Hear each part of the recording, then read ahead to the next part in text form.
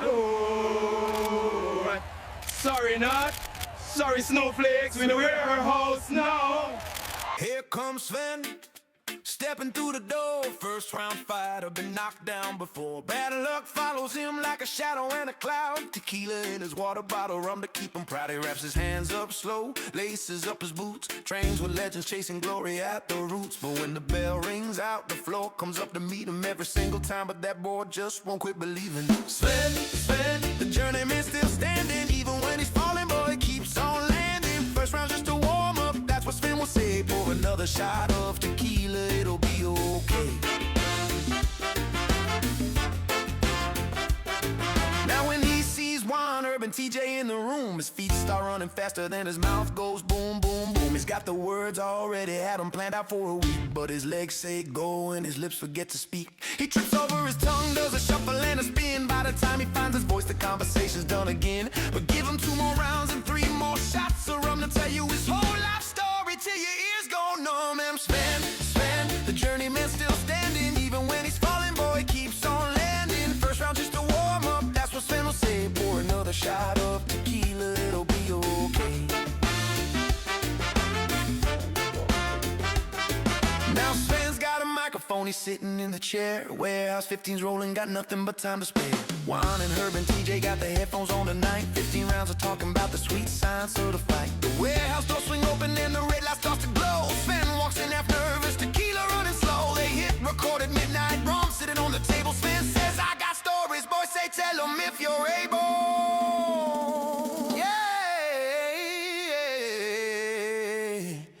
Mic check 1, 2, warehouse 15 is lead. Sven in the building somehow still alive. First round losses, yeah, we covered that. Ran from Juan's question, tripped over his hat. But when the tape was rolling and the crowd leaned in, Sven found his voice and let the tales begin. All right, Sven, you geared up. Gloves on, mic hot. Here we go. He squared up with legends, took the hits on the chin. Now the mic is a weapon and the fun's about to begin. This ain't a grudge match, it's a roast and a rhyme. Warehouse 15 style, Sven, you'll be fine. The boys are laughing, Herb is shaking his head. TJ's got a call back to something Sven said. Juan's got the question that cuts right to the bone. Sven, how you lose every first round at home? Now here's where it gets serious. Let the record show the USC has lost the fight. It's time to let it go. We all agree on one thing, from the East Coast to the West. And the Brits back home on a plane, 17-7 sips was best. No more Brits and chairs, boys. It's time to clean the house, put them on a flight to London. Quiet as a mouse, we did this once before with muskets. Now we do it right, no hard feelings. Cheerio, enjoy your transatlantic flight. Warehouse 15 agrees, they said it on the pod. TJ lost the debate, the votes were slightly odd. The panel ruled against him, Juan called it in the third. Herb just shook his head and said, you heard what you heard. Warehouse 15 agrees, they said it on the pod. TJ lost the debate, the votes were slightly odd. The panel ruled against him, Juan called it in the third. Herb just shook his head and said, you heard what you heard. Oh. So raise a glass to Sven, the man who never quits, takes his licks in the ring, stumbles but never splits. Warehouse 15 gave him 15 rounds on the mic. Turned out Sven could talk when the timing fell right. When the fight is over, when the fun is run its course, we'll all laugh with Sven and pour another course. Juan, Herb, and TJ, legends of the game. Warehouse 15, baby. Nothing's ever the same. Baby, nothing's ever the same. Yes, Sven, the journeyman's still standing. Someone gets fed another run. Whoa.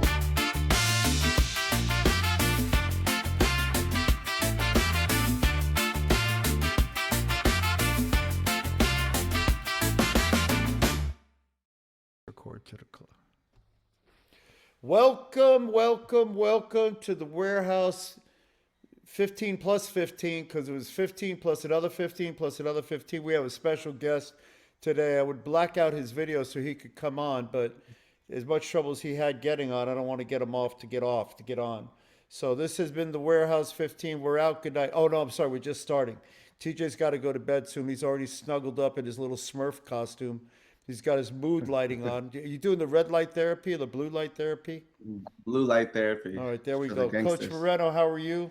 Man, I'm good. I'm good, man. I had a nice, relaxing weekend. I'm a little bit tired right now because we were hour and 5 minutes late because some Californian special guest don't know how to push play on a, I don't know, it's Commodore 64. I know, TJ's right? bo- But what's up with TJ's that I've almost name? finished my What's up popcorn. with that name? It says, what's the name? That Hey. he looks Puerto Rican or Mexican, but his name is Sven Tatzenfussen. He wasn't that from? Wasn't that wasn't that in Let It Go, Let It Go? Wasn't he the snowman? Is he the snowman? Oh man. Good morning. Anyway, welcome. I'm sorry, I don't want to get started. I usually save that for Coach TJ. Well, thank you guys for having me on. Yeah, man, Sven. So look, bro, before we get into it, let's I know we got a lot of stuff to talk about. We have a lot of different ways to go. Today's a free flowing. You know, I know you've been asking to get on for a while, but before we start, let's get into a little bit about you. Tell us a little bit about yourself. You know, where you come from, your little taekwondo background. I know you be smoking all those LA boys, you know, for many years. So I got to hear about some of those stories because I got to ask you about all your social media battles with your boys, man. You guys be going hard. But give us some background. Give us a little something. All right, well, shoot. I'm from Southern California. I'm born and raised in Whittier. Went to Whittier High where they filmed Back to the Future. That's kind of cool. I trained at a small school, started at a small school, and from there I kind of worked my way to Via Taekwondo, where I started training under obviously Master Via and then working with Gus and Damien and you know, because of them, you know, I got as far as I did. Sorry I didn't make Olympics, but hey, it is what it is. I was mainly just an assassin, bro. I wasn't there to win, but I was there to fuck someone's day up. And that's what I do. I feel it. So wait a minute, you started fighting when did you start fighting for Guyana? 2008. 2008. So you started with Mr. Villa, like the father, and then because you're older than Gus and Damien, right? About a year older than Gus. Yeah. Okay. All right. So in the same age. So you start with the father. That's cool. Yeah, well, I started later. So I started as a kid at Victory Taekwondo because it was like right up the street from my house. And they only signed me up just because of the fact of like the free trial. My mom was being a little cheap ass. So she's like, oh, it's a free trial. But then realized I liked it. So she kept me in. And then high school came. I stopped for 4 years, came back when I was like 18. Oh, wow. Yeah. And then I got with Master Beer when I was about like 21. I started training with him. Wow. Yeah. So you got in kind of real late. Yeah. Yeah. I didn't realize that. Yeah. So I you got always- it huh? Go ahead. No, go ahead. I'm sorry. Yeah, I got in real late. I actually linked up with this one guy. Do you know Mihai Valeriu? Romanian dude. Oh, there. That's good enough. Anyways, I started with him, and then I started cross-training with see his Damien. name on the internet from time to time. Oh, okay. Well, I started with him. He started working with me, and then, which is crazy because one of my first videos that I started watching when I wanted to compete seriously was I actually watched TJ and Arnell Smith, and I actually just liked the style. So I was like, I need to like kick way more. So I started working on triple kicks. Oh, you mean you saw them? I thought you like saw a video, like a video. Oh, I thought you saw their boy band. They were in a notorious boy band. Back to the Future Part 2. They were like the new one of those new kids on the block meet the Backstreet Boys, but they did K-pop fusion with a little Japanese twist. TJ used to dress up in a kilt and a samurai sword. He had a top knot. Oh, speaking of that, hold on, time out, but I'm gonna cut you off because I think this man's fan want to know about your Olympus outfit. Which one? Your Olympus, Yeah. how many Dude, I you got it right in my closet still. I still I got heard it. you sleep in it. Can I tell you something? They asked me, first of all, they needed a name for me. And I heard that the really good names were already taken, like Moreno and TJ. And so then I said, well, Olympus. And I said, you know, because I was the Olympic character. So then they wanted to put me in a gold thing with my key symbol being a torch. But then they gave me purple belt. They gave me a purple belt. I So if you look remember at that. if a purple, I'm like, what's up with the purple? And they go, it matches the gold. And I'm like, well, yeah, but A Laker. You're a Laker. I had no idea. You know what's crazy? It's like I used to watch that show as a kid, and my favorite character was I think Tsunami or whatever it was. But that fool lost a lot, which kind of explains my Taekwondo career. But whatever, it is what it is. Well, this is Tsunami lost a lot. Tsunami was a nice guy. He and the Gwen, but he was the character. He was supposed to be like Forrest Gump kind of, and he was that character that was meant to lose a lot. He fought me and lost. He pretty much. I think he lost to everybody. He eventually. Why you picked that loser? He eventually. Man, because I like his name. His name was Tsunami. Yeah, but I thought he was gonna do something, but he was a Power Ranger. He was a Power Ranger. He's obviously not that powerful because Yeah, he he was lost. well, he could do this kick. He was one of the first guys back then to do that reverse backflip thing. He called it the rainbow kick. So we'd be out like at a club. True story. Him and this guy Eric Betts, who's those two guys were like my Hollywood kung fu mentors. And then we'd be out at like this place called Baja Beach Club in Orlando, and we'd be standing in line right before they knew who we were. And these girls would be like, "Oh, well, you guys, you had a Power Ranger jacket." And he goes, "You a Power Ranger?" He goes, "Yeah, I was a Power Ranger." He goes, "Do something." And this cat would just in place jump up in the air, kick like a tree light or a tree or a light pole or something, and land on his feet. These guys were the most unbelievable martial artists. We had so much fun on that show. I got back up. You said before people knew who you were, y'all were famous for doing that show. Can I tell you something? I'm walking. No, dude, true story. I'm walking in New York, and I'm in the Nobody village. know you. Dude, I'm in the village, and this big, thick Puerto Rican guy starts making his way. I see him like eyeballing me and making his way towards me. So I start balling up my fist because I figure I'm going to have to hit this guy because he's coming over to jack me. So he walks up to me and he goes, "Yo, what's up, Olympus? Good luck this weekend." Swear to God. The people that would recognize me, good luck, bro. Guys that would recognize me would be ticket takers at movie theaters because they were up at that time, kids in elevators for some weird reason, and then random Puerto Rican guys in the city. We had like a 3.7 share, which meant about 4 million people watched us in the United States on a Saturday morning Fox. We were on Fox, Fox TV for kids show and stuff like cool. that. Yeah, For sure, it was cool. Yeah, no, I know. but I didn't listen. I wasn't a.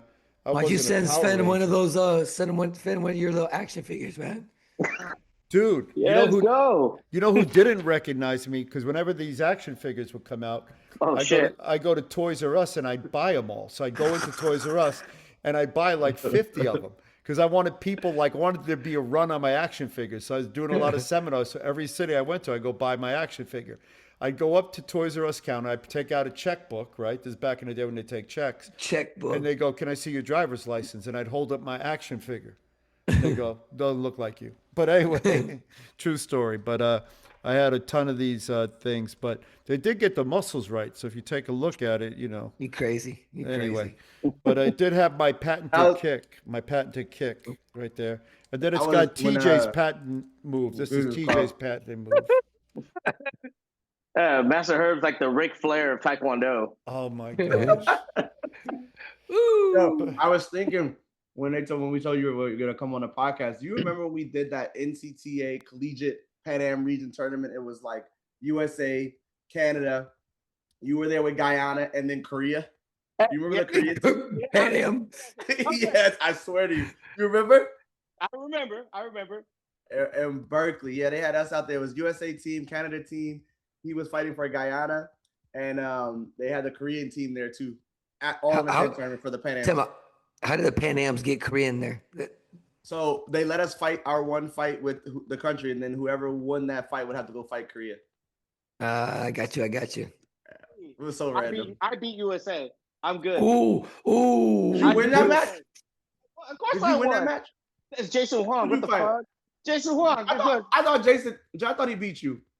You thought he won? You must have been drinking on the side because that shit did not happen. Yeah, you won that match. Hell yeah, I won that match. I actually kind of remember. Yeah, okay, hey, you want to know the funny part about it? Disclosure. Everyone, disclosure on this one. I wasn't Not even. really. I just showed up. I just showed up. I didn't know what was going on, and they're like, "What?" I'm like, "What's this?" They're like, "Oh, it's the the Pan Am Championship for university." I was like, "I want to fight," and they're like, "All right." It was in Berkeley, right? Yeah, it was in Berkeley, and they're like, "What school do you go to?" And I, at top of the head, Cerritos. I didn't even go to school. I just want people. I don't know if you guys can see this, but I'm trying to show people where Guyana is. So just so everybody He, knows. he don't need. Ask Sven. Where's it at? Where's it at? He don't even know. Nah, it's not. I've been there. I got stuck there for 2 weeks. You lying. I swear, shit sucks. Lying. Guyana is near Venezuela, next to Suriname and Brazil. Yep, my parents still have a heavy accent. Your parents live here? My parents live here. Yeah, they still have heavy accents too. Like, I'm like, damn, you guys didn't even try like to change. Like, you just left it there. What do you guys speak? Spanish? No, English. You have English like with the accent.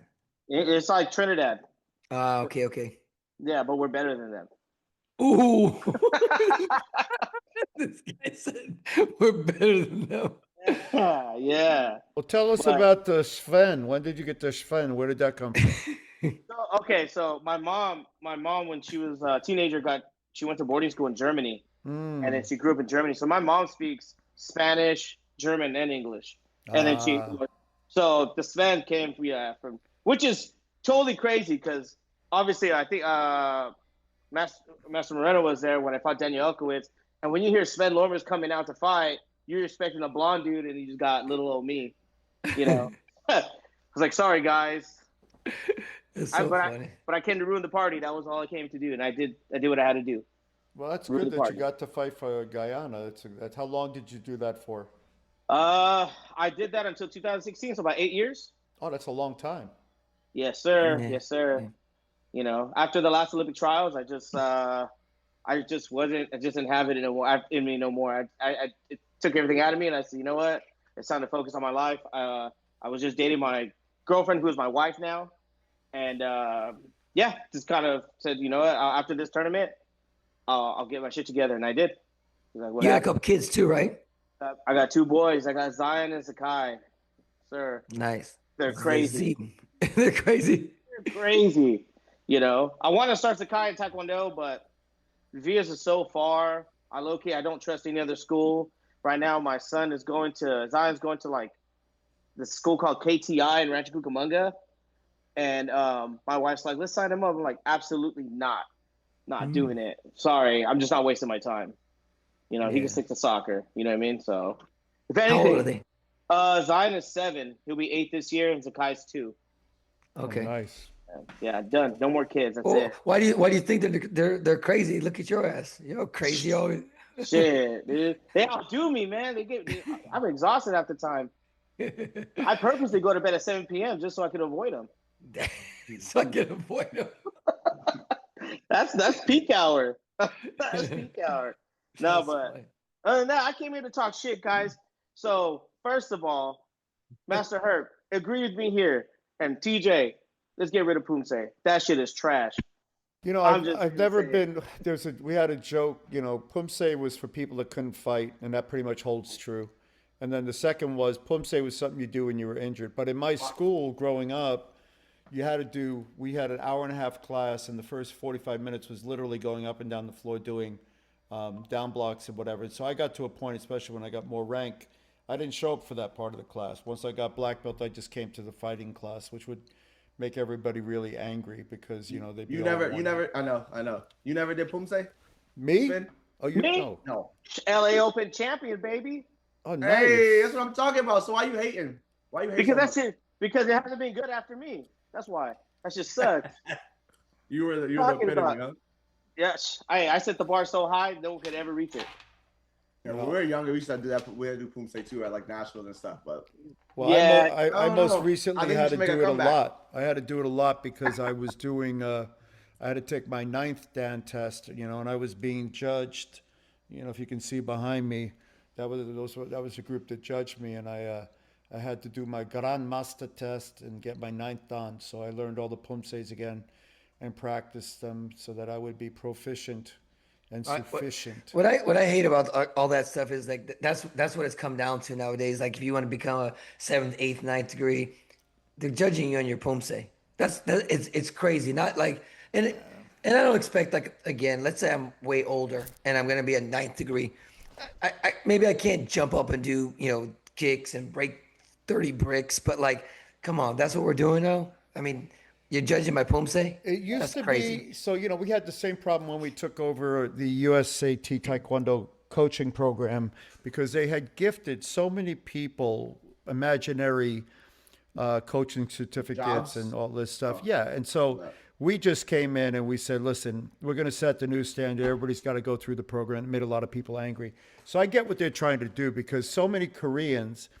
So what used to happen before they had to unveil the unveiling, they would basically send their stuff into the cookie one after their time elapsed, and they'd say, "You still teaching?" "Yeah, I'm still teaching." And their senior would sponsor them. So you had all these Koreans who were bus drivers and chefs in norebangs, and they would get their seventh, eighth, and ninth degree black belts. So at some point they pulled the plug on that and said, "Okay, there are so many." That's good, too. Yeah, but so many foreigners are trying to get it. Let's make it a little harder, and because originally seventh dan was grandmaster, then foreigners started to get seventh, and then they made it eighth, and then they made it ninth now. So I don't know what they're going to do now because once they figured out that the foreigners were the only ones willing to stay in the building long enough, because Koreans pretty much give up on Taekwondo after middle school, right? If they're competitors, they don't do it anymore. They hate it and they just stop doing it. So the only guys that were getting tested, ironically, are the Koreans who didn't compete, didn't win, and they were running dojongs. So they just kept going, bringing their students to the Kuki one, and they were becoming eighth and ninth degree. The only country in the world that has the most, literally by far, is Korean ninth degrees. America has a handful of non-Koreans. I'm number 6, I think, in America that's a non-Korean. They now have had a few more that have made it, so maybe they're up to about 11 non-Koreans. The rest are all Koreans. But it'll be interesting, and mark my words, they'll come up with a new designation because just far too many foreigners are getting ninth degrees. Well, let's talk about something more exciting. All right, anyway. Exactly. He did it. You did it. He did it. He did it. Oh, you are jealous. Don't be jealous. Look at the flower, not the seed. Look behind me. They're drinking soju, and they are not jealous. Master Moreno, you too, if you wait around long enough and get old enough, you can become a grandmaster. I'm old, man. I'm about to be the double nickel, baby. You can become a grandmaster. No, you raise a good point. The question is, what should Taekwondo be? It should be what you've dedicated to the sport, what you've done, what have you produced to make the sport move further. That's what they do in PhDs, create something new. And you've done that. I've done that. TJ, maybe one day. But I'm just saying, I'm not judging or anything like that. Sven, when was the last time you fought? How many years ago? 2016 was the last time I fought. Okay. So obviously they've gone through like a couple generations of electronics. I know you don't pay attention like we do, but what do you think about all this stuff that's going on now? Like as far as like the fighters, what do you think about the fighters right now? What's your gut feeling? That's just soft. I'm sorry. That's just soft. That's just not like what it used to be. It used to be more brutal. It was a fight, Now we're just tagging each other. I watch every once in a while, and I'm like, damn, dude, like this shit just got weaker and weaker and weaker and weaker. I don't like it, my double when you watch, can you appreciate it, or you just like you can't even follow it? You're just like, this is ridiculous. I can't even follow it, honestly. I just see legs flying everywhere and people falling on their head and trying to do the little Aaron Cook kick every time, and it's like, man, it's enough. I've watched a lot of great athletes learn how to set things up, learn how to, back then you could lose your first 2 rounds. It don't matter. If you're smart enough to come back in that 3rd round and win, you should win that fight. You know what I mean? No, it's not like that. It's pretty stupid. You don't like the round by round system? I don't like the round by round system at all. Oh, really? I like the round by round system. Like, yeah, you have to push the pace. Like, you have no choice but to push the pace. But I don't know. Maybe I'm at the reset. I mean the reset. Like after you win the first round, then it goes back to 0-0. You can win the second round, then it forces a 3rd round. I kind of like. You like it? I kind of like that. I think Hey, do one more tournament, bro. Fuck no, absolutely not. Come on, one It's more. there's not enough for who? Who am I fight? Who you got for me to fight, bro? Who should I fight? Shit, let me see. You want to do lightweight or welterweight? Bro, I'm gonna get on the scale. Whatever I weigh at is what I weigh. Ooh. Ooh, nice. okay, here we go. Damn. You know, it's hard because everyone else that you fought that was a great match is probably way too old now. Nice shirt. Don't forget the merch. Sorry, not sorry, baby. Warehouse 15 uncut. You got to send us an address and we'll send you a shirt for being on. And don't wait too long because Master President, he's notorious for setting that stuff in 6 years. Yeah, you got to get it while the getting is good. But but do it quick before they suspend you from the AAU for talking to us. Dun-dun-dun. Oh man, hey, what's up with AAU, man? Why you guys riding that dude so hard, man? Leave him alone. He's all right. Leave who alone? Who we leaving alone? Who? Oh man, hey, look, I'm gonna be honest. The only reason why I don't attack AAU, I don't believe the fact that DJ and Master Moreno should be in AAU jail. I don't agree with it. I don't. I don't agree with it. The only thing I can't step on the toes of is because when I was training and I would go to New York, I trained at Master O's school. I'm friends with Andrew O. You know what I mean? But I just can't. That one I can't speak on. USAT, I'll trash all day. AAU, it's just AAU, man. It's just AAU. But free Master Moreno and free TJ 2026. Yeah, but to be honest with you, Sven, it's not about, first of all, man, I'm talking about Andy. This has nothing to do with Andy, so it's and to be honest with you, we were doing a lot of things with AAU. A lot. I mean, yeah. T just went on a trip. The problem is, and I don't think it was AAU's call, but they certainly obliged the USAT. And next thing you know, something that we've been doing for over a year with no problem, all of a sudden became a problem. So that's that's when it became a problem, to be honest with you. Yeah. So No, I understand that. I completely get that. For me, it's just a little sticky situation because you guys are in the battle with it. I obviously like you guys. I'm with you guys. You know what I mean? yeah. I just don't. My major thing with USAT, why I've been talking so much shit online, is it doesn't make sense from what I'm seeing. You know what I mean? Why is TJ not on there? And I'm talking Jennings. Whether it's TJ Curry, whether it's Terrence Jennings, whether it's Joe Whitworth, Sang Cha, the list goes on and on and on and on. That there's a lot of people. I just think there's more deserving. There's more deserving people that actually give back to the sport and actually do what they have to do to check the boxes to be a coach. Well, you know what I'm saying? It's simpler than that, though. The question becomes this. I don't even want to get into ranking and naming coaches because I probably shouldn't and couldn't. But I will say this, and this is the easier way to say it. And I said this, and I think Coach Moreno was there when I said it. There was a time when they didn't score punches in Taekwondo. So I stood up in the head of team meeting because I was head of team. And I said, can I ask you a question? I said, in the history of mankind back then, there hasn't been a single punch scored in Olympic or World Championship Taekwondo by a man in the male heavyweight division or in the middleweight division. You understand what you're saying? You're saying that there's not a man with testicles, that can punch hard enough to score a point in the Olympic sport of Taekwondo. It means they're not good enough and talented enough. I've punched guys in the chest and I had to pull my hand out of their chest so they could start to breathe again, and that wasn't good enough. So take it off the books. Now, what I'm saying to you, I want you to understand the rationale. What they're saying by hiring 2 British coaches and now a Korean coach who also has never coached, there's not a man or a woman or a child in the entire United States that's capable of coaching the U.S. team. There's not one. Forget about whether it's Puku, Mugu, Nobody. Mugu Gaipan, Jambi Kalaki.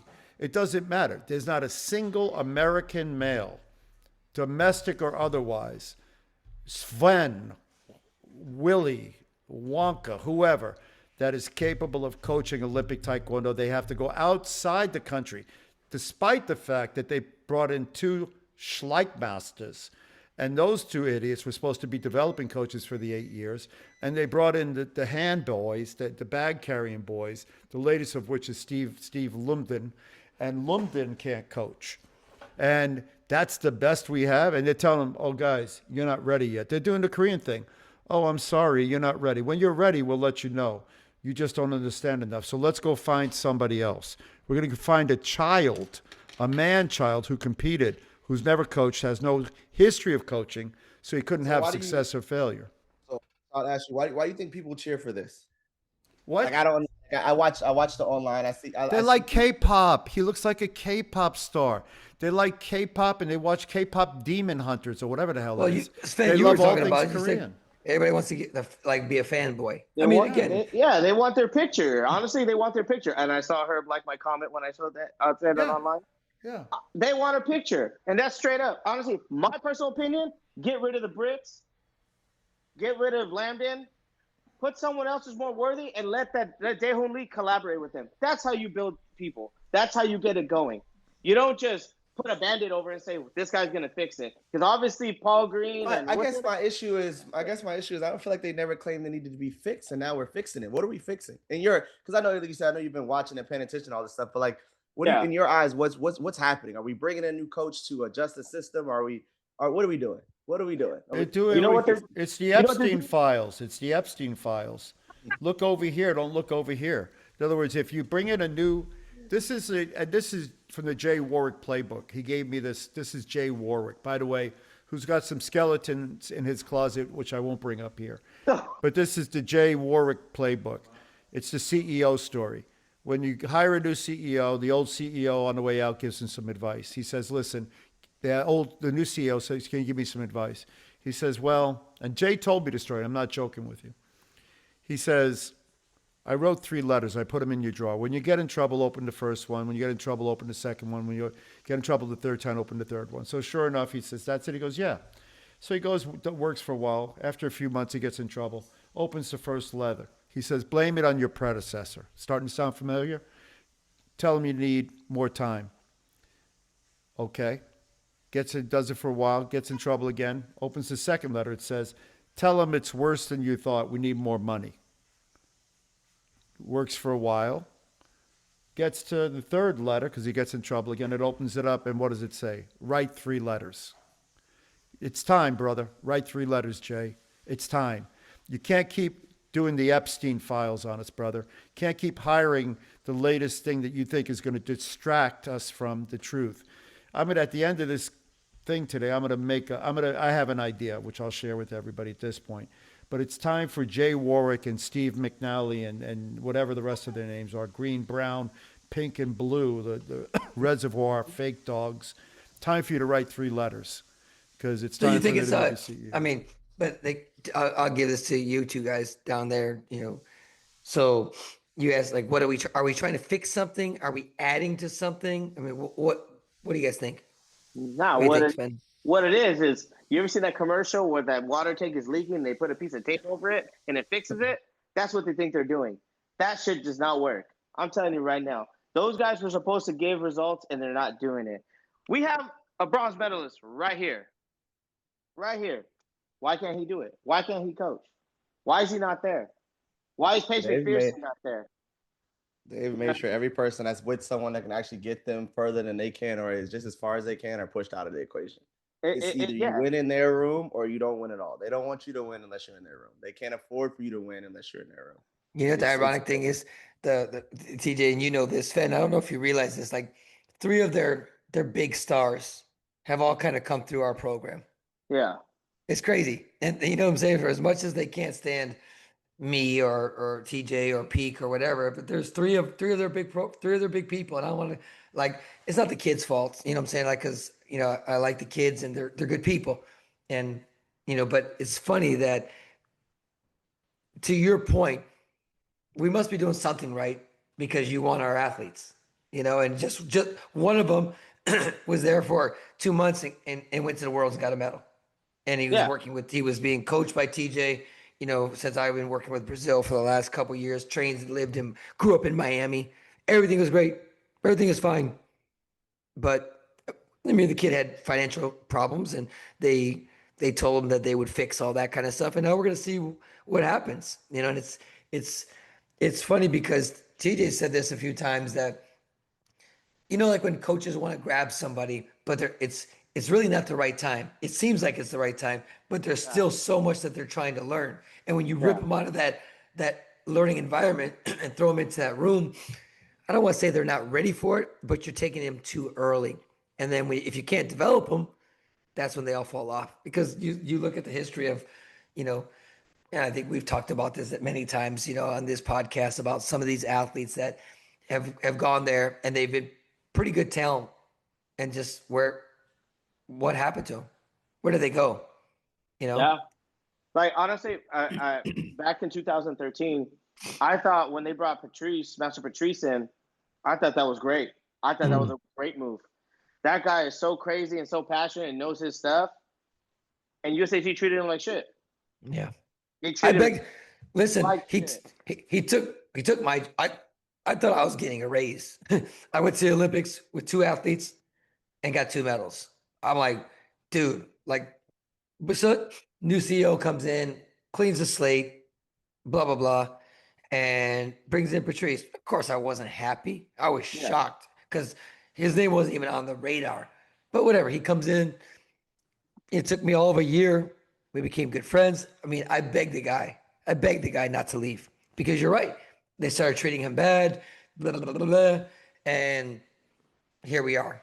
You know. Yeah. I luckily I got the chance to train with him in Colombia. They had invited me to some Colombian camp. I remember that. Yeah, I remember that. And I went there and man, like for the week I was there, I learned a lot from that guy.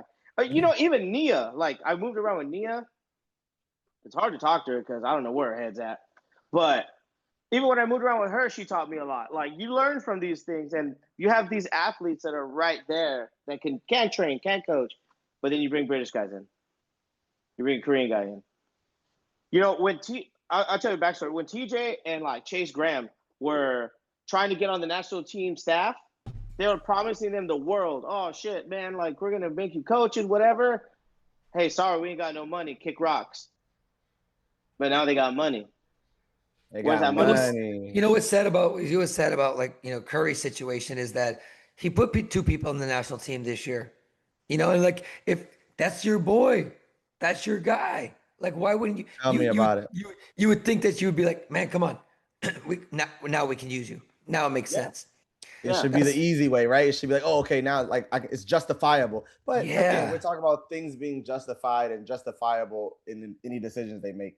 It makes no sense. Like I think I told this before on this podcast. This goes back to 2018 where they started bringing those guys around and having them be a part of the trips and going over there and being in GB with them and being next to them as they're coaching and all this stuff. And even him putting 2 people on a national team, we're like 6-7 years later, still can't be on the national team staff.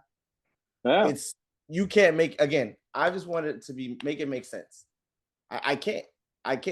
I know they're not gonna mess with me. I know they've already pushed me to the side. I know they're not gonna give me any kind of credit, let me do anything. If you take go completely just that direction of things that they've quote unquote developed and people they've worked with along the times they've been here, those people still aren't on the team. We got a bunch of new faces, and again, justified or not, we got a bunch of new faces that are coaching multiple teams. Yeah. Like why is this particular person so good and so much better than everybody else that they have to have multiple spots on multiple teams? Yeah, why not spread it out? Why not give more people chances? I don't know. What I don't understand, you got guys like, let's say Damian Villa, right? I'm gonna use him. Damian, obviously, we know his accolades, we know his success in Taekwondo, but then we have Nikki Oliver, which I have no problem with. I like her, but she fought for Puerto Rico. What's the reason why she went to Puerto Rico? Because she couldn't do it in the U.S. Nope. You know what I mean? And I'm not trying to shade. I'm pretty sure after this she's gonna follow me. Fuck it, whatever. But I'm gonna be honest. You know what I mean? You got guys like Damian Villa sitting right there. He give everything, and those kids, his students, always get results. Always. Yeah, He's on one of the teams, right? Was he on a junior or cadet team? He coached Junior. something. Junior. Something, Junior. but like he should be more involved. You know, they could use his knowledge. They can use Gus's knowledge. They can, there's a lot of guys out there. James Howe. Where's James Howe at? Why is he being silenced? The Smith brothers from California, from Southern California, they've had people on the national team many times. All cadet, junior, and senior. Exactly. Yeah. You know what I mean? With disclaimer, some of those students that they had used to be my students, but whatever. Anyways, so but no, they do deserve, more than that. And there's a lot of guys that they kind of push to the side, and it's not even right. Like USAT's a fucking shit show, and you know what I mean? I'm gonna keep talking shit about them because what do I have to lose? I had nothing to lose. I don't care, But I'm gonna keep telling it's a scam. They're gonna raise the prices. Where's the junior support? Where's the senior? The seniors, obviously, some of them are taken care of, but where's the junior support? That's the future. These senior guys, these guys are gonna age out pretty soon, and they're gone. And that's what happens with many of these teams. Like Master Badatos, love the guy. He had a great squad until they all aged out. You know what I mean? And I had this talk with Stephen Lin like a couple of weeks ago because he lives in LA. So I talked to him a lot. We actually were in Vegas during US Open. Oh, wow. And we were just like, do you want to go see Taco Del People? And I was like, definitely not. But some people were like, dude, you should show up after talking shit about USAT and just pull up to US Open and be like, what's up? Yeah, if I should have if Master Herb was with me, saying that USAT scam with the sign, shit, I'd do it all day. I'm not gonna do it alone. Might as well. I guess that's my point when you say it's a scam. Like you got all these people when they make decisions like to bring in another foreign coach, which I'm sure they're gonna pay him, and we talked about it last time, a good little chunk of money to be here. But realistically, it only affects one room, right? At best, we'll only get the effects from one room. So just from that standpoint, I call scam. That's why I'm so confused when I see our membership or people, I don't say all, a good chunk of the membership, like, supporting this and cheering for this as if like this changes anything for the overall program whatsoever that's going to affect if they have a kid or they have a junior, or even if they have an early senior. This is not for you. I don't know if they understand that it's not for you. And I said it before, this whole system has been hijacked. And the reality is if you're not in that room, you're going to have to do one hell of a job trying to make an Olympic team from outside. That's just how it goes. That's why everybody follows up there. And I know you said, Coach Moreno, about the financial thing, but I think that's also a part of our problem I don't know if as a culture or a group, we tend to want to follow the carrot and like, oh, if you give me this little bit, I'll do this. And we sacrifice what's right for us. We sacrifice which rooms we should be in. We sacrifice being next to the people that have gotten us to levels that this has been able to even have a conversation about money. Like that's where I get a little lost in the whole thing. It's the fake hoorah, and it's the making the decisions simply because it feels special and everybody wants to feel special. When you're winning, I don't think there's a point. Why are we going somewhere? Why are you changing when you're on a good direction and doing good things? Like I'm not convinced that I ever had to do that in my career, but also just overall, I don't think we lose development at that point right then and there. You can make a case. You can make a case for someone that hasn't got to where they want to get to and saying, I need to be in a better room. I need to be with some different people. I need a fresh set of eyes, a fresh, set of words, a fresh environment. But when you look at guys like Victor Rodriguez, I've mentioned him a lot. This kid is doing great. He's winning all over Europe. He makes the national team at his own house with his own coach, going to Europe. What's the need to take him out of that? Like, you know what I'm saying? It's rolling. He's doing well. Why take him out? Michael Rodriguez. Better. Michael Rodriguez, the same thing. I'm going to go like this.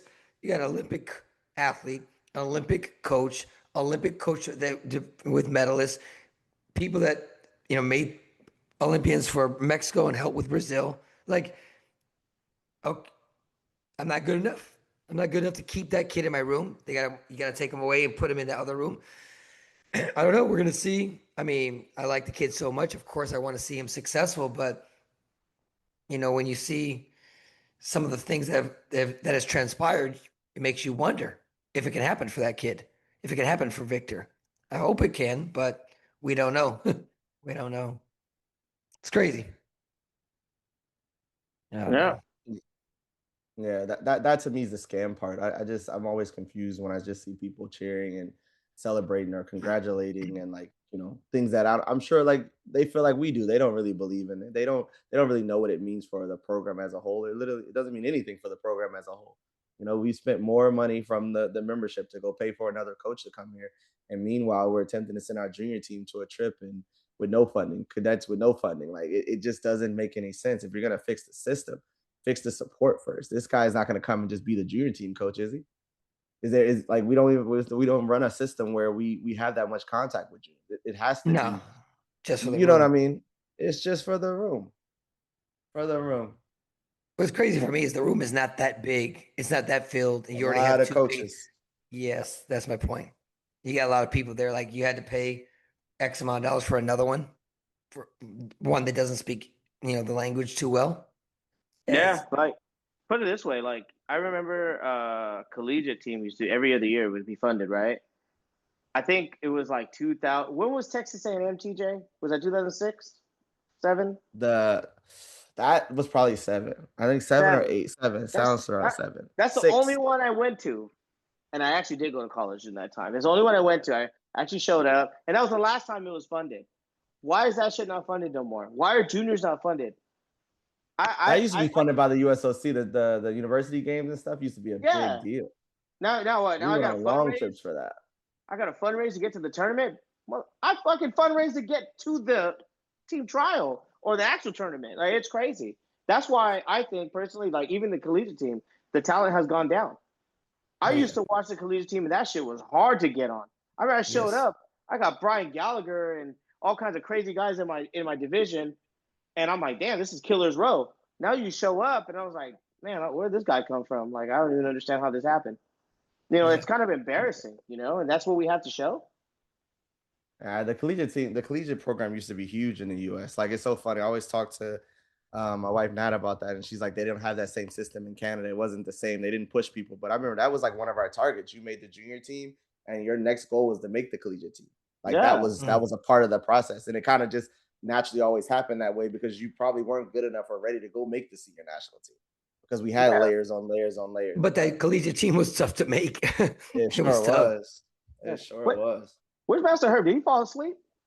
I'm just laughing because the collegiate team was a joke for us. I mean, I knocked out every opponent. I went to collegiate trials. I knocked out every opponent, won it a couple of years. Steve No, but- Kickner and I won it, but it was, I mean, it was for us, the collegiate team was back then was worse than the AAU. The only thing worse than the collegiate team was the AAU. So the AAU, I never fought in an AAU tournament because I would be embarrassed to. I wouldn't fight the people that fought in that kind of tournament. Then I fought the collegiate team because I was trying to make the national team, but I literally knocked out every opponent the years that I fought. And But that's what TJ is saying. It was a stepping stone. Like, and it was a and stepping stone, but that was like me winning it was tougher for me to win Madison Square Garden, the All-American tournament, than it was to fight in the collegiate. I know but like- arguably it got better. And, Yeah. and they were like, depending on the division too, like Dr. Cape. Yes. He had Mike Kim and guys like that in that tournament. Scott Moranti fought in it, but as a middleweight, Did you do a university world champion? Did you do a university world championships or university games? the years that I won it, they didn't have it. Yeah, Really? there wasn't that. Yeah, so it was an interesting thing, but the I don't want to mention the guy's name. No, mention it. Say it. No, it's a I think guy. we're It past was a that guy point. that won the year that I didn't, because I just stopped fighting because it was too easy. The year I didn't fight, the guy that won it came to national team trials, and I knocked him out in 2 minutes of the first round. So it wasn't, it was a. Listen, there's always divisions that were It's- the university people like yeah. featherweight was tough. You had Mark Lopez. You had I remember when Peter Lopez used to fight. I mean, you had Brian Gallagher. There was always Yeah. 7, 8 scrappy people thing. deep. Yeah, Yeah. it was different. But we had a bunch of guys that came through the legacy of my school back in Jersey and New York, and they went on to be collegiate national champions and national team members. But the AAU, I mean, unless it's till recently, it didn't matter. No, it didn't. Nobody cared about the AAU, and that's why they don't. I mean, if I were the AAU right now, I'd be. I mad didn't know because it was they wrote $100,000 check to USA Taekwondo. I'd have those guys fired. I'd remove the board. I mean, makes you wonder. I don't know. It doesn't. No. I know why. It's really clear to me. There was a picture that was put on the internet that made everything perfectly clear to me. You know, we have the Schleichmeister, McNally. Tomorrow maybe he'll have. Is he Irish? I don't know. But maybe tomorrow's a good day for him. It's St. Patty's Day. He, luck of the Shamrock, exactly. He's doing the PR thing. So they're taking money. The AAU should not be giving money to USA Taekwondo. That's a direct conflict between the Amateur Sports Act and everything else. They're trying to cull influence. And the reason the AAU was removed from the Olympic movement was exactly that. Can I ask you? Yeah. Well, I mean, I don't know what you guys think about this. I mean, again, you donate 100 grand for whatever it's supposed to be for the cadet team, How's whatever. that helping And- my AAU at their I know. grassroots development? No. organization? I get you, but let me finish this. Where I'm going with this, you do that, and there's a board seat coming up in November, and it's gonna be from the military, collegiate, or AAU, one of those three organizations. What do you think is gonna happen? Well, shit. You got 100,000 reasons on the leg up. I mean, You know what I'm saying? I mean, if that's not a conflict of interest, I don't know what is. But at which point does the AAU fire that guy? In other words, the guy who cut the deal and wrote the check, he took. Here I am. Let's say I was that parent. I'm Joe AAU. I got a kid. He's a little chubby. Can't really do taekwondo that well. He fights in AAU tournaments. He gets a medal. He goes home. He feels good. The referees are all incompetent, and he feels good about himself. I pay my AAU dues. I do what I'm supposed to do, and then you're supposed to be helping my kid develop. Now you take $100,000 worth of that money to feather bed yourself a seat on USA Taekwondo so you can go to 2028. Let's be clear. As a board member, you want to get that little pass, which, by the way, I don't have to be on US. I can get mine from my boys over in Asia. So I get my own all-access pass if I want it. Well, it's not about you; it's about them. I don't have to write a $100,000 check to get one. Now, if you don't have those kind of friends, boo-hoo, boo-hoo. But you write a $100,000 check from a nonprofit to feather bed a board seat for yourself so you can go to the LA games on a guest pass for 3 days to watch Taekwondo, because that's what's going to happen. So mark my words. Here's what happens. AAU gets a seat on the board. That seat goes to... Who's they go to? The chair or the director? It goes to, he's the clown behind the show. It should go to the AAU chair. It won't go to Mirza. Mirza's a Murza's not the chair. karate guy. No. It should go to the chair. Who's the chair? Alex Covert. He's already been outed. He's a little manipulative bastard, right? Well, doesn't but- matter. I'm being devil's advocate right now. But no. Is it the chair or the director? of martial arts? Alex hasn't figured out yet. He's a bag boy. He's a choky boy. He's holding the jock strap of O, right? Because O thinks he's the player behind the seat. Who wrote the check, Juan? Who writes that check?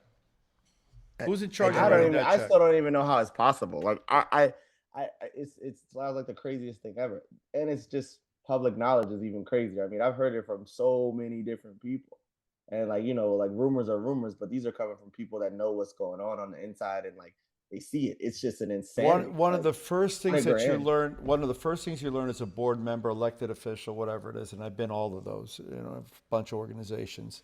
You have a fiduciary responsibility to not misuse or abuse the trust of the membership and the money of the membership in any form or fashion. Can't embezzle it, can't use it for personal gain. You have a second fundamental responsibility as a board of director, not to have a conflict of interest, perceived or actual. Just the perception of a conflict of interest makes you challenged as a board member. So, and you have to disclose it, and you But have they have to all their avoid it. strategic alliances with all the Mastikity news outlets, and everyone's strategically You collaborating. can write. No, together. hold on. Let me give you the point though. You can write $100,000 check, but you better not be at the Olympic Games on a pass, and you better not be on a board seat, because that's where the conflict is. They have selective. What the fine thing is, they have selective conflict. If it was me or you, it would be a conflict. If it was somebody else, they let it go. That's, but again, if we wake up this time next year and that cadet team isn't fully funded, it should be a big problem for those kids. It should be a big problem. And next year they got two trips. Next year they got 2 trips. They have a Pan Am and a World Championship next year for cadets. They need to do a lot for those cadets. They need to take them to Opens. They need to you want to prepare and be the best country in the world, you prepare them right. You take them to Opens. Like, look at Mexico, man. They go everywhere. They don't just do 1 or 2 tournaments. They do multiple tournaments. I remember Damien being on team, and he would always tell me the schedule. Oh, we're going to Dutch Open. We're going to German Open. We're doing the whole European tour. You know what I mean? That's how those guys get so good. Then they go to Korea for like a month and train. Why can't the U.S. do that? Why? Because the whole they do it for about 5 of them. It's crazy. It's crazy. But it's funny. You've been out for how long, and you still understand that process. I mean, that doesn't go away, right? That development doesn't go away. No. I mean, so. I understand it. Like, again, I've been out the game for so long, but it doesn't mean like I'm not competitive. Like, I still watch and see things. Like, trust me, my shit talking doesn't come because I'm bored. Well, yeah, it does, but it comes because of the fact that I don't like to lose in anything. I like to win every argument, even when I'm losing. If you're already pissed off, I won. I could be wrong and I won, but I don't know. Like, I watch this shit and it's a joke. It's a major joke. Like, it calls spade a spade, man. And USA team knows this shit's crooked. USA team knows that they're fucking up left and right, but they ain't gonna admit it. But all these people walk around and shake their hands and smile and like the because they want to lose their limelight. They don't want to lose limelight. But even like some of your friends do that. Even like when you get that group that you go back and forth with, with Mr. Williams and my boys. I know, but not not both of them, but like they'll be the first one to give a quick comment, quick yeah, this is good, that's good, and you're like, what are you saying? Like, you don't even like we don't always agree on everything. I know myself and Master Williams and Rashid, we don't always see eye to eye. Our main thing on Instagram has been talking shit, but I don't. Yeah. I respect Master Williams, even though the fact that he didn't want to be a national team coach. He was a Panamanian coach for Carolina Karstens and stuff like that. But he has a different view. I don't argue with him too much because I just out of respect. But I feel you. You know what I mean? I out of respect. But Rashid, fuck that guy. I just talk shit about him all fucking day. Fuck that dude. but he's a good guy. In heart, he's a really good guy. He's done a lot of good outside that he doesn't even talk about that I know about. But I did get on his ass one time because he was talking shit to TJ. And I'm like, yo, have some respect, dude. I was like, that was wild. I didn't even understand what was going on. I don't know why. I don't know. And it was him and some other guy telling me how USAT, if it wasn't for USAT protecting me, I'm like, you guys got the wrong guy or something. Like, man, that other dude from Montana, that guy's a joke, man. That guy. Anyways, I forgot about that. I don't even know that guy. I was watching it. I'm like, yo, man, chill out.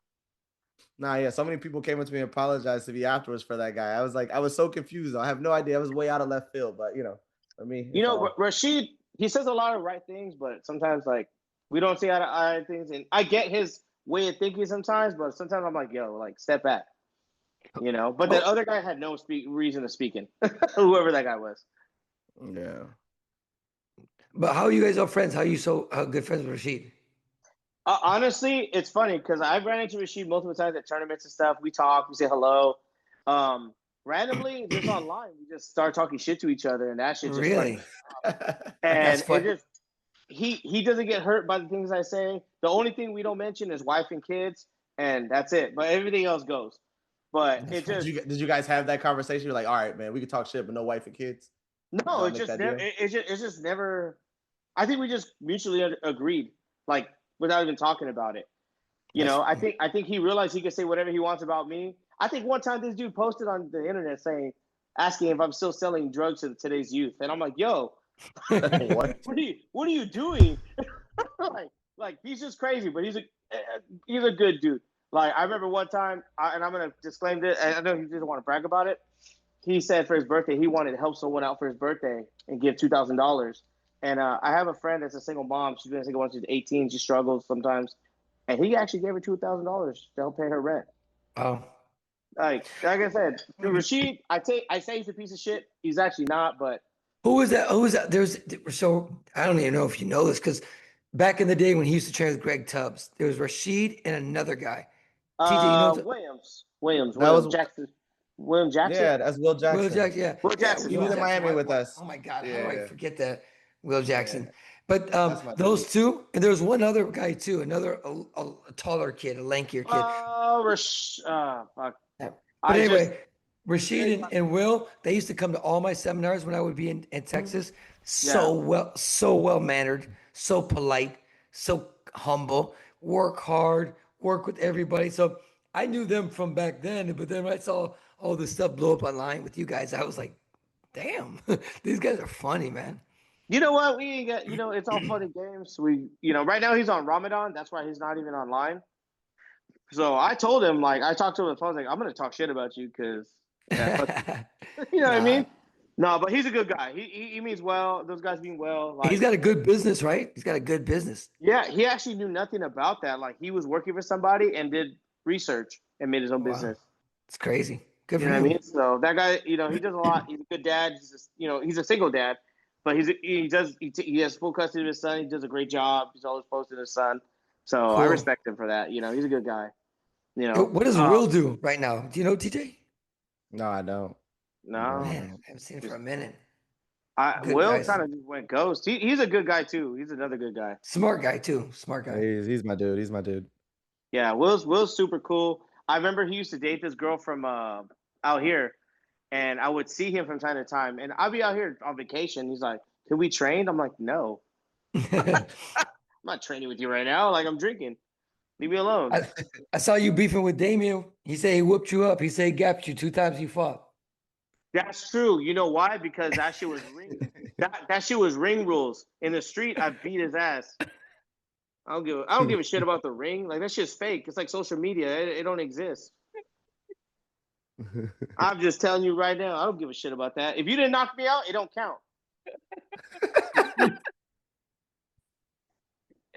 You said it don't count. It don't count, bro. He didn't put me. If he was that good, he could put me to sleep. But obviously not. So, like, I lasted. You know what I mean? I survived. 7 points later. I know he paid those Mexican refs. I know it. Wait, so you guys fought for real somewhere though, right? Yeah. Okay. So check it out, dude. So like, we all obviously train with each other. We go to a tournament. They put us first round. We go at it. I lose. Again, we fight again, and I lose. One time I trained with his brother Gus. We were training for like 4 months straight for U.S. Open. We show up to U.S. Open together. First round. Damn. But You lost. I lost, but it's okay. It's okay. I'll take that L. But you know I'm what? just fucking with you. I was messing with you. They both lost to Daniel Elkowitz, and I'm the only one to avenge both of them. So they owe me shit. They owe me that. They owe me. And you know what? All respect to Daniel Elkowitz, stand-up guy, great guy. We had a great time. After we fought, I saw him in Daytona, and some guy was actually trying to fuck with him at a club, and me being me, I'm like, yo, like, talking shit to the guy. And then the guy tried to fight us, and me and Daniel got thrown out the club. But all respect to Daniel Elkowitz, dude. I love that guy. He's one of the guys from Elite. That Grandmaster's about to have an aneurysm. Here we go. Hold up. Him and Chris Martinez, I get along with. Chris was only cool with me only because of the fact that I backed with Daniel. Other than that, like, I never really talked to them. Like I said, I've gone to Texas. I trained with Jesus Almendarez and stuff like that. And I remember because in California I trained with Peter. Peter lived like 2 minutes from me. His parents lived 2 minutes from me. And I trained with Peter, and from there he had me go to Texas and stuff. And he tried to take me to Jeans, and Jesus said absolutely not.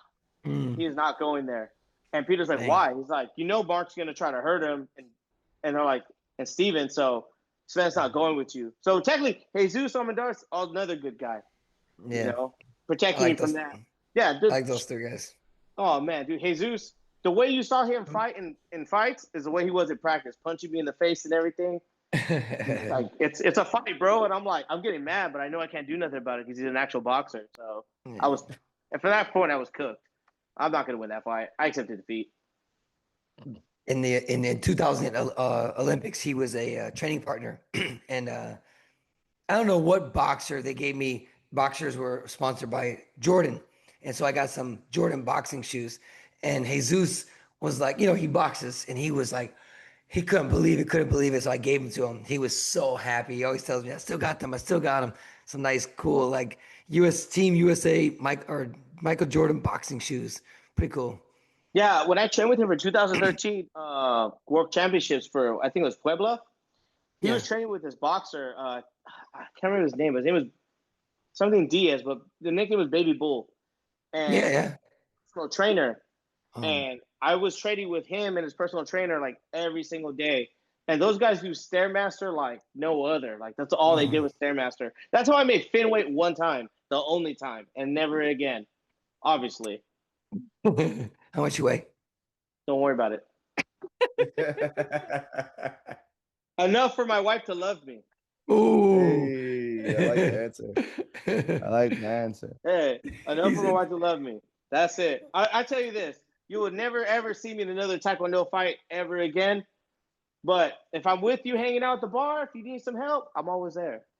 We're good. I saw you at TJ, we both saw you at that, what was that fight called that they had with The Next Level? Oh, yeah. Was it Next Level? No. Yeah. Was it called Next Level? Yeah, it was at Next Level or something. TKD? Next TKD. Yeah. That's the last time I saw you guys. Yeah. That's Claremont, so I literally live like 10 minutes from there. Yeah, it was fun. Yeah, it was a good time. It was good to see everybody. You know what I mean? Damien won. You crazy. You out of your mind. You crazy. Oh my God, dude. I can't stand it for my boy. I can't believe you just said that. You crazy. Which way did what did the ref's hand go? Which way did his hand go? Bro, all I saw was Which way did his hand go? Man, it went the wrong way. That's the way it went. But you know what? Well respected James. I love those guys. I always love James, man. I fought him one time and I didn't win, but it was 2-1. But other than that, hey, I fought the who's who. I don't give a shit. You did. No, that's one thing I remember. You had some bad luck when it came to draws. I do remember that. And like you fought all those guys. Like if you think about that, that's kind of cool for you. Like in that era, you fought all those little race horses, man. Those, Finn 54 and 58, those guys were fast and they were you got them at their height. I was like, first round. Who's the best 54, 58 in your generation for the US? Or the person you fought? 54 and 58. You know what? I'm gonna go 58. Tim Thackeray. Really? He beat this. Well, we trained together a lot, and that for some reason that dude had my number. Like, I seen him beat the shit out of the Villas. Put it that way, easily. He's smart. He's he's awkward, and the timing's good. Him, and then the thing is in California, like it's such a Shark Tank back then.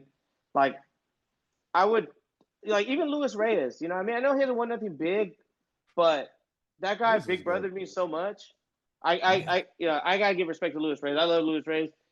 He's a good guy. He had good timing. Slow as hell, but damn, he hit hard. Like, I don't know how he did it. But back then, that was it, Like, as it later went on, you got your Logan Garricks and stuff, and you got your David Kims.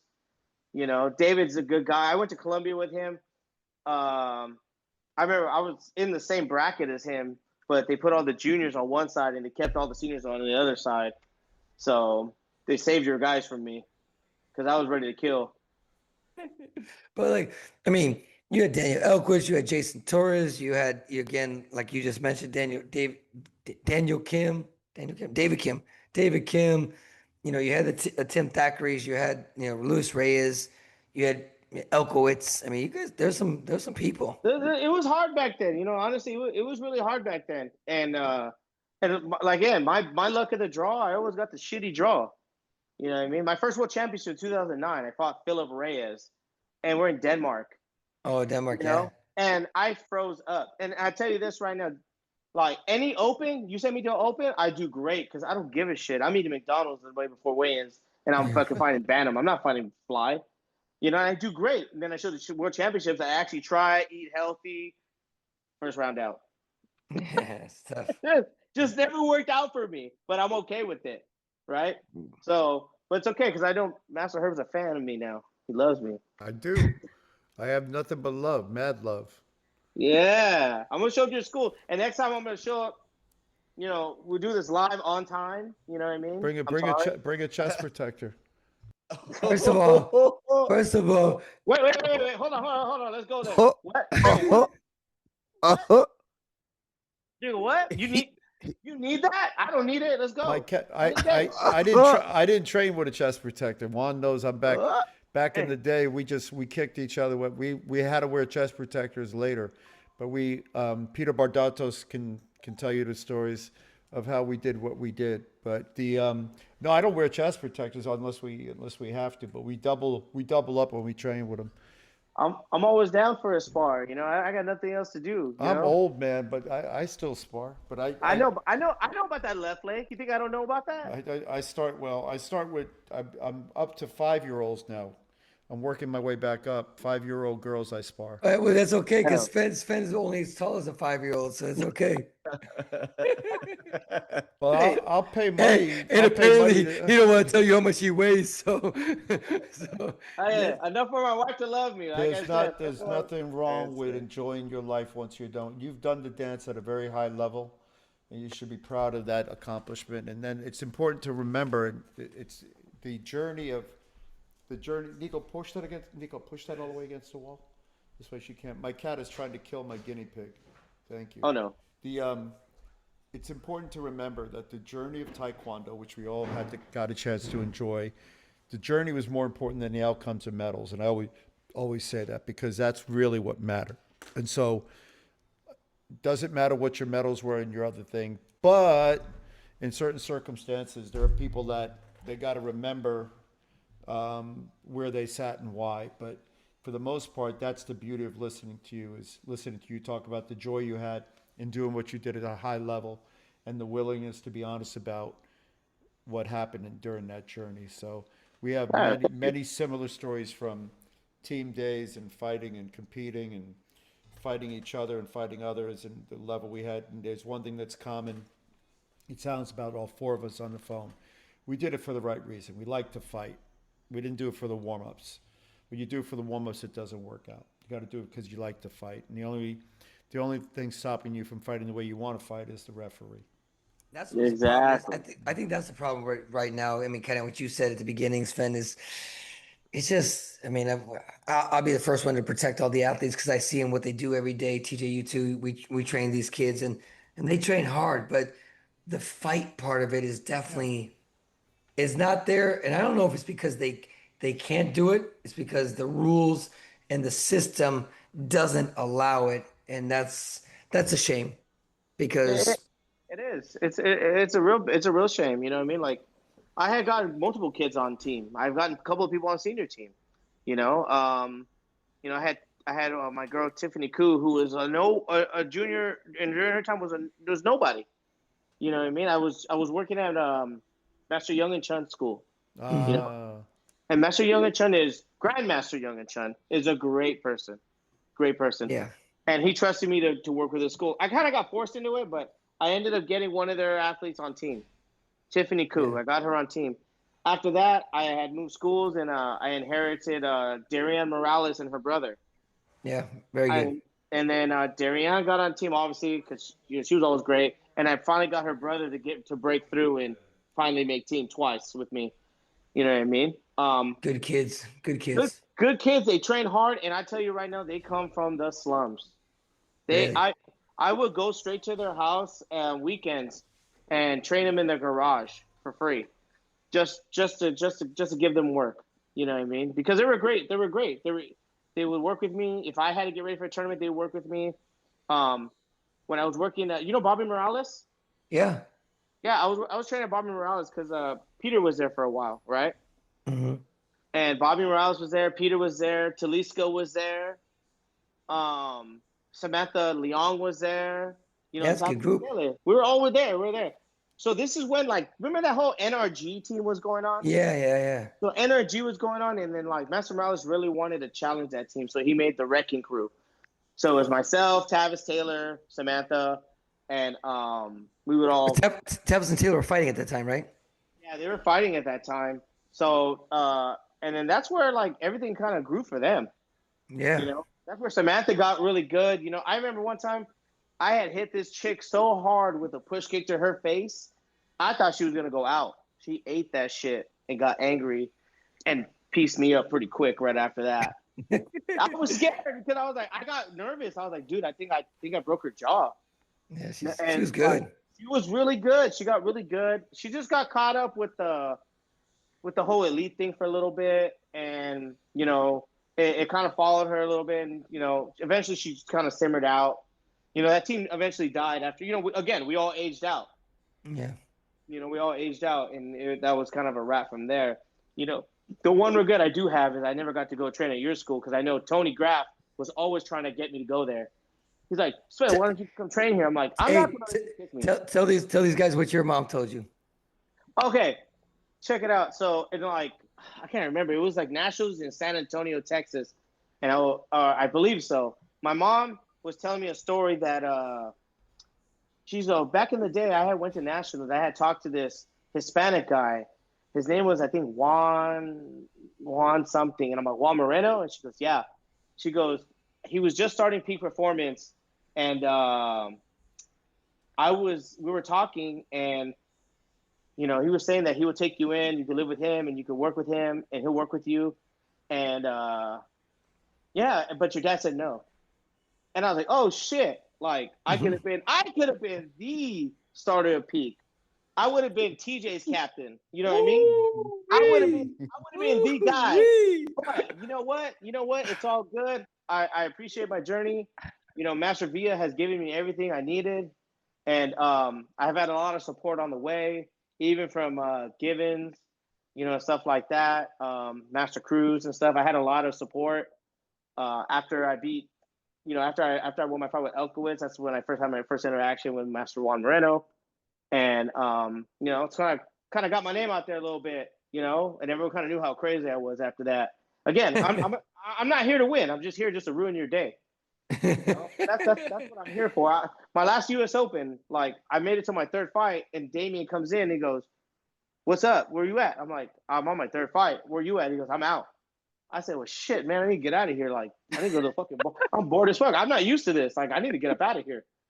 You know what I mean?" But which is weird, right? Most likely, we're like, "Yo, focus, get your ass in. You need to fucking try to get medal." My first thing I wanted to do was get out and party. Like, I was out, bro. I was over it. I was all beat up, but you know what, man? I enjoyed my journey. I had a good time. I met great people like you guys, and you know, I wouldn't take it back for anything. The way it's supposed to be. That's the way it's supposed to be. Yes, sir. So who you gonna? Let's start wrapping this up, man. Come on, man. Who you want to talk about? Hey, you good? Yeah, you got your 5 minutes of fame. Let's do it. Oh man. Okay, before I start, I gotta give a couple of shout outs. I want to say happy birthday to my friend Ziza. But I didn't get to do that. But Happy birthday. Last week, right? It was last week at the US Open. I want to say happy birthday to Ziza. You know what I mean? Honestly, USA team needs to wake the hell up. They need to make my boy TJ part of that coaching staff. Get rid of Landon. I'm sorry, no hard feelings. If you take it to heart, not my fucking fault. I really don't care. Nikki Oliver, love you to death, but you got to go to. We need to get someone else. I don't mind women coaching. I'm not against it, but they need to shake this shit up. You know what I mean? It don't make no sense. Make it make sense. They gave her more job. Sabrina Salim. Sabrina Salim? She could coach. Dude, Sabrina, you know what? That lady is so quiet. She's always been so quiet, but she knows what she's doing. That's right. Marina from Connecticut, Melvy's mom. She Yeah. can coach too. She's my number one. There's a lot of people. You know, if they're going to bring a foreign coach over, you know who should they bring? Carla Bacco. That is the best coach I think I know right now. You're naming people with too much like actual Taekwondo sense and knowledge and knows how to treat athletes and actually help programs. And nobody that can help will ever be put in that room. So who You know was what? there to Fuck it, not be dude. there to help? If the USA's that desperate, bring me on the staff. I'll save this fucking. I'll save this fucking country. Let's go. I'll do this shit if I have Put them on to. your back. I feel you. Yeah, you're right. I'm not gonna make another team. if you're black, you're not making it. Dark, you know, dark. Hey, okay, so I'm half black, half Amerindian. So, but either way, Amerindian. the natives of the Amazon. That's why I look like this handsome. You know what I mean? Hey, you know what? Actually, one more thing I want to bring up, Master Herb. I asked Master Moreno to put a background of Salma Hayek, but he puts a man in the background. I don't even know who that dude is. That's What? That's Steve McNally, but that No, no, you don't know. You don't know who that you is? know how that is? I never looked at anyone so ugly before. That's TJ. That's TJ. that's Al Capone, bro. That's a light skinned Man, TJ. I want to see Between Salma layers. Hayek. I don't want to look at men, dude. I want to look at Salma Time Hayek. time out. First of all, that's Al Capone. That's gangster right there. That's a real deal. Second of all, I told you can't sell my hype because that's my girl back in the day. So I know can't what? let you try to sneak up on that. Hey, you know what? You and I can fight over it. Karate combat. Oh, See me in there. I'll get you in karate combat. Let's go. Hey, tell him to sign the fight. Hey, no hard feelings, coach. I love you after the fight, but I'm gonna have to put you to sleep. first of all I'll do is move around for about 15 seconds. You'll be like, You're right. But for those 15 seconds, you better make sure I miss. you ain't hitting nothing. You won't hit nothing. Oh man. And you know what? I just got chased You by might have kids. to trade for one more. You might have to trade for one more, my boy. And you know what? Hey, you know what? Here's the crazy part. I'm gonna do it, and TJ is gonna coach me while I beat you. Hey, That way they can prove it. There's a true He done U.S. called out. president. He done called out Grandmaster. He done called out the great Bambino. And now I gotta coach you against these two. Yeah, This is yes, crazy. dude. Hey, get This your is spot on the crazy. team, bro. Get your spot on the team. I know I'm about to take it, but shit. Hey. Make results here. Let's go. No excuses. Hey, But no let me excuse. tell you, we gotta get more than 15 seconds though, my boy. I need about 45. Give me 45. I got something to work with. Well, fuck it. Let me walk around the block for a couple minutes. Because and also I gotta stop drinking this fucking beer, dude. I've been on this shit. I'm on my 6-1. It's good for you. It Keeps you young. is, dude. You know it is. And whenever you guys come to California, hit me up, dude. Freaking, What, you guys. okay, what kind of beer are you drinking? I got Corona right now. You didn't recognize that bottle? That's a Corona I did bottle. see it. Yeah, I guess you're right. Hey, my wife's Mexican, dude. I gotta fucking support. Viva la raza. Drink some Victoria or some Pacifico or some Indio. Pacifico, no, it's like watered down, but Victoria, yes. Yeah, Victoria's good. Next time I come to Miami, if I don't think David's getting any more fights with karate combat, so I might have to just buy my own ticket and come out and hang You're out. always welcome. Heck yeah, man. Come on, Miami's the spot right now. Come on. Let's do it. I'm always down. And Master Herb, hey, I'm always up north, so I might have to just come see Just you. let me know. Hey. Let me know next time you're up. I'll take you out to dinner. I got a nice Peruvian place in Mountain View. I'm gonna be. Oh. I told you I'm gonna be there the 27th, 28th. I'm gonna be up there at James' house. I'm gonna bring my daughter. So yeah. Hey, Be you know what? good. Tell James how if he wants to run it back, I'm here. This guy challenging everybody. Anybody else you want to run it back with? You want me to get a? Oh, no, the list goes on. The list goes on. I know where Damian lives, so I just get him in his sleep. I got a key to his house. I'll catch his ass in East LA, and then we'll have tequila after. Who drinks more tequila, you or him? He does, dude. He does. I'm a rum guy. Oh, okay. Rum all day. I got him, but tequila, man, it's beating me really bad. Like to the fact where I call mercy. Yeah.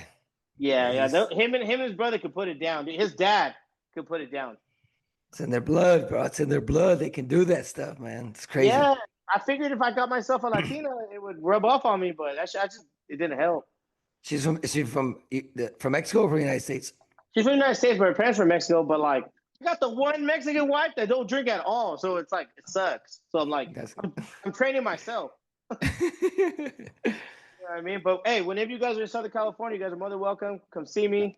I'll barbecue with you guys. We'll all hang out. If I come up north again, Master Herb, I'll come see you. Let me know, sir. I'll be here. Yes, All right, sir. this has been the Warehouse 15, I think. Uncut, definitely uncut. I'm going to put an explicit warning on this one. We are out. Thank you, gentlemen. Peace. All right, I'll Peace. get this